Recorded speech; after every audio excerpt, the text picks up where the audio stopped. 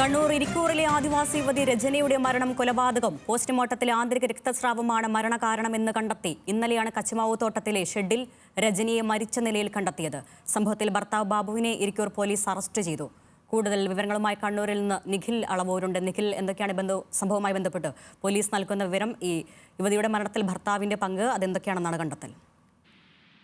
അരുണ, കഴിഞ്ഞ ഒരു മാസം മുൻപാണ് കണ്ണൂർ ഇരിക്കൂർ കല്യാട്ടെ കശുമാവിൻ തോട്ടത്തിൽ കശുവണ്ടി ശേഖരിക്കുന്ന ജോലിക്കായി രജനിയും ഭർത്താവ് ബാബുവും എത്തുന്നത്. ഇവർ വയനാട് സ്വദേശികളാണ്. അതിനുശേഷം ഇവർ കഴിഞ്ഞ ഒരു മാസമായി ഈ കശുമാവിൻ തോട്ടത്തിലെ തന്നെ ഷെഡിൽ കഴിഞ്ഞു വരികയായിരുന്നു. അതിനിടെ ഇന്നലെ രാവിലെയാണ് രജനിയെ മരിച്ച നിലയിൽ കണ്ടെത്തിയത്. ഇന്നലെ തന്നെ ബാബുവിനെ പോലീസ് കസ്റ്റഡിയിലെടുത്തിരുന്നു. പിന്നീട് ചോദ്യം ചെയ്തു വരികയായിരുന്നു.